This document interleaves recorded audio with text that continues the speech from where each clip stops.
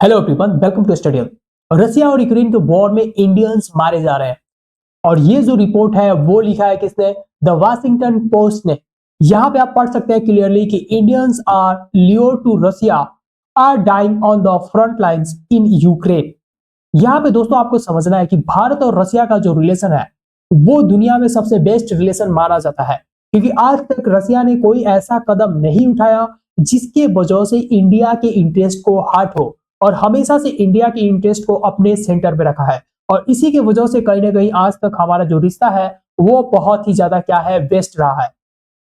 लेकिन दोस्तों जो इंडियंस हैं, जिस तरह से इंडियंस आज के दिन में रसिया यूक्रेन वॉर में लड़ाई कर रहे हैं, खास करके रशियन आर्मी ज्वाइन करके, ये भारत और रसिया के रिश्तों के लिए बहुत ही ज्यादा चैलेंजिंग बन गया है। क्योंकि आप यहाँ पे पढ़ सकते हैं कि 12 Indians fighting for Russian army in Ukraine killed, 16 missing. अब ये मैं इसलिए पढ़ा रहा हूं आपको कि यहाँ पे है सेंटर, यानी कि सेंट्रल गवर्नमेंट जो है भारत की, उसको ये कहीं ना कहीं मालूम है ये बात कि इंडिया के जो लोग हैं वो रशियन आर्मी ज्वाइन करके वहां पे लड़ाई कर रहे हैं, और ये सेंटर ने ही यहाँ पे कंफर्म किया है। और ये समझिए दोस्तों यहाँ पे न्यूज में क्यों आया, जो लोग वहां पे मारे जा चुके हैं, उनके जो भी परिजन है, उनके जो भी फैमिलीज है, और जो लोग अभी भी मिसिंग हैं, उनके भी फैमिलीज यहाँ पे कंप्लेन कर रही है। जो भी इंडिया के एक्सटर्नल मिनिस्ट्री है वहां पे इन्होंने रिपोर्ट दर्ज करवाया है कि हमारे यहाँ के जो लोग हैं उनको क्या किया जाए, सेफली रिटर्न करवाया जाए इंडिया में। और आज के दिन में इंडिया और रसिया इस बात को लेकर निगोशिएशन कर रहे हैं कि आखिर में जो 16 इंडियंस हैं वो कहाँ पे मिसिंग है। देखिए दोस्तों, रसिया और यूक्रेन का जो वॉर है अभी तक इसके 2 साल हो चुके हैं, और इस वॉर के वजह से आपका और हमारा जो कॉस्ट ऑफ लिविंग है वो बढ़ चुका है।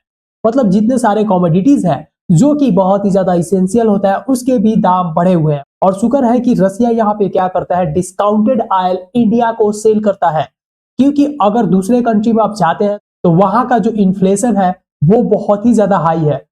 और आज के दिन में कहीं ना कहीं रसिया को क्या करना चाहिए, सारे भारतीयों को थैंक यू बोलना चाहिए। हालांकि महंगाई तो बढ़ी है लेकिन बहुत हद तक कंट्रोल में है, क्योंकि दोस्तों आपको पता है कि अगर ट्रांसपोर्टेशन का कॉस्ट बढ़ता है तो वो जो कॉस्ट होता है सारे कॉमोडिटीज पे क्या किया जाता है, धकेल दिया जाता है। मतलब कहने का ये है कि एनर्जी कॉस्ट अगर राइज करता है तो लगभग जितने सारे कॉमोडिटीज हैं उनकी प्राइस बढ़ जाती है, और इसकी वजह से आपके और हमारे जो पॉकेट पे खर्चा है वो भी बढ़ जाती है। तो यहाँ पे समझने वाली बात है कि आखिर इंडियंस क्यों जाके रशियन आर्मी ज्वाइन कर रहे हैं, क्यों अपने जान को यहाँ पे दाव पे लगा के लड़ाई कर रहे हैं। क्योंकि ये सबको पता है कि रसिया इनडायरेक्ट तरीके से किससे फाइट कर रहा है, यूएसए से फाइट कर रहा है। यूएसए के बहुत सारे सोल्जर्स, यूरोप के बहुत सारे सोल्जर्स यहाँ पे यूक्रेन के साइड से लड़ाई कर रहे हैं। और आखिर में इंडियंस यहाँ पे जाके क्यों लड़ाई कर रहे हैं, तो देखिए दोस्तों, इसका सिंपल सा 2 रीजन है। पहला रीजन है अनएम्प्लॉयमेंट और दूसरा रीजन है अग्निवीर का स्कीम। तो सबसे पहला रीजन पे बात करते हैं। अगर दोस्तों भारत की बात किया जाए तो भारत दुनिया का सबसे ज्यादा पॉपुलेटेड कंट्री है। पॉपुलेटेड का मतलब यह है दोस्तों कि जिस तरह से यहाँ पे जनसंख्या बढ़ रही है, जिस तरीके से जनसंख्या यहाँ पे बढ़ी है, उस अनुपात में रोजगार यहाँ पे क्रिएट नहीं हुआ है।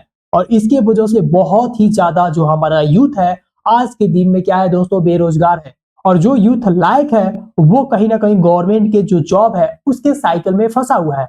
बहुत सारा जो यूथ है क्या करता है, गवर्नमेंट का जो जॉब है उसका तैयारी करता है, और इसके वजह से क्या होता है, जो उसका प्राइम टाइम होता है, जब उसके पास हाईएस्ट एनर्जी होता है, उसको गवा देता है। और यहाँ पे चांसेस बहुत कम होती है कि वो सरकारी जॉब में क्या हो, सिलेक्ट हो, क्योंकि दोस्तों यहाँ पे सरकार के पास जो जॉब होता है वो बहुत ज्यादा कम होता है।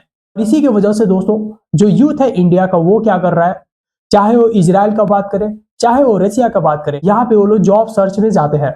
और सबसे पहली बात यह है दोस्तों कि रशियन गवर्नमेंट यहाँ पे डायरेक्टली हायर नहीं करती, यहाँ पे कॉन्ट्रैक्ट पे लेके जाया जाता है। रसिया का एक कॉन्ट्रैक्टर होगा जो आपसे कॉन्ट्रैक्ट करेगा और आपको हायर करता है। कॉन्ट्रैक्ट साइन करवा लेता है 5 साल 6 साल या 2 साल के लिए, और आपको प्रॉमिस किया जाता है कि आपको एक हैंडसम सैलरी दिया जाएगा। उसके बाद जब आप कॉन्ट्रैक्ट से बाहर होंगे, जब आपका कॉन्ट्रैक्ट पूरा हो जाएगा तो आपको रसिया में व्यापार करने का भी अधिकार दे दिया जाएगा। यहां तक कि रसिया की जो बैंक्स हैं वो आपको लोन भी देंगी कि आप वहां पे क्या करें, अपना बिजनेस भी कर पाए। और इतना ज्यादा ल्यूक्रेटिव प्रॉमिस देख के कोई भी बेरोजगार इंडियन इस कॉन्ट्रैक्ट को साइन करने के लिए तैयार हो ही जाएगा। सेकंड रीजन पे बात करें तो वो है अग्निवीर स्कीम। दोस्तों अग्निवीर स्कीम आने की वजह से जो भी इंडिया के यूथ है, खास करके नॉर्दर्न इंडिया के जो यूथ है, बिहार यूपी एमपी, यहाँ के जो यूथ है, देखिए दोस्तों, उनके अंदर जो देशभक्ति की भाव है वो तो बहुत ज्यादा होती है। लेकिन यहाँ पे एक बात नोटिस करने वाला ये है कि जिस तरह से पहले आर्मी का रिक्रूटमेंट किया जाता था, आज के दिन में वैसा नहीं किया जा रहा है। जब से अग्निवीर स्कीम आया है तब से पहला तो ये चेंज हुआ है कि ये कॉन्ट्रैक्ट बेस्ड हो गया, मतलब आप 4 साल के लिए चूज किए जाते हैं और उसमें से बहुत कम चांस होता है कि आपको परमानेंट किया जाएगा। जब वहां से 4 साल सर्व करके बाहर आ जाते हैं तो उसके बाद क्या हो जाता है, फिर से आपको एक सेंस ऑफ फियर होता है कि अब कहाँ पे जॉब मैं करूं। हालांकि गवर्नमेंट की तरफ से यह एश्योरेंस दिया गया है कि अगर आप वहां से बाहर निकलते हैं तो आपको कहीं ना कहीं यहाँ पे छूट दिया जाएगा, जो भी होम मिनिस्ट्री के अंतर्गत फोर्सेज आते हैं वहां पे या जो भी प्राइवेट कंपनीज है वहां पे भी आपको क्या दिया जाएगा, छूट दिया जाएगा।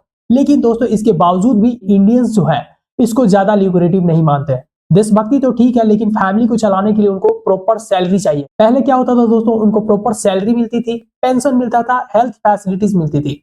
अब यहाँ पे क्या हुआ है, सबसे तो पहला ये हुआ है कि जो जॉब का लेंथ है, जो ड्यूरेशन है वो घट गया है, वो 4 साल तक सीमित हो गया है। कुछ ही उसमें से सिलेक्ट होंगे जो परमानेंट होंगे। और दूसरी बात यह है कि पेंशन का जो झंझट है वो भी खत्म हो चुका है यहाँ पे।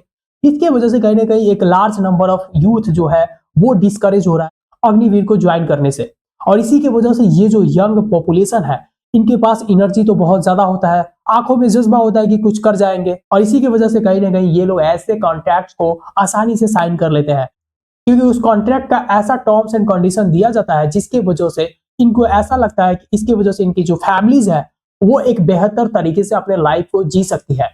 और उसके बाद ये लोग वहां पे जाके फंस जाते हैं, क्योंकि दोस्तों यहाँ पे प्रॉमिस क्या किया जाता है कॉन्ट्रैक्ट में, ये लोग जाके रशियन आर्मी को हेल्प करेंगे। लेकिन जब वहां पे ये लोग जाते हैं वॉर फील्ड में तो यहाँ पे स्वयं इनको क्या करना पड़ता है, कभी कभी फाइट भी करना पड़ता है, जिसकी वजह से जब गन फायरिंग होती है तो इसमें ये लोग मारे जा रहे हैं। तो दोस्तों इन्हीं रीजन की वजह से कहीं ना कहीं इंडियंस जो है आज के दिन में, चाहे वो रशिया यूक्रेन का वॉर हो, चाहे इजराइल और हमास का वॉर हो, यहाँ पे इंडिया से लोग भर भर के वहां पे जाते हैं जॉब अपॉर्चुनिटीज के लिए।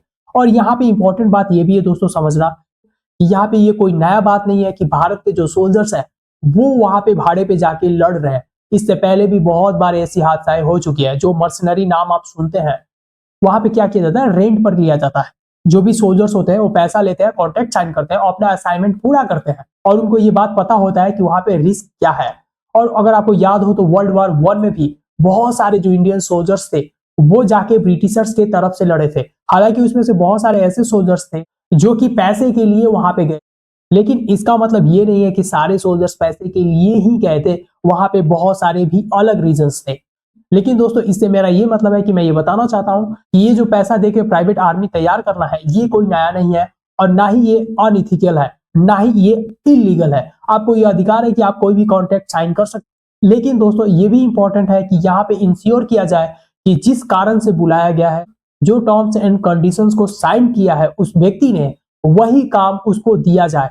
नहीं तो ऐसे एजेंट्स पे, खास करके जो कॉन्ट्रैक्टर्स हैं, उन पे लीगल कार्रवाई होनी चाहिए। बाकी आप क्या सोचते हैं इसके बारे में कमेंट बॉक्स में जरूर बताइएगा।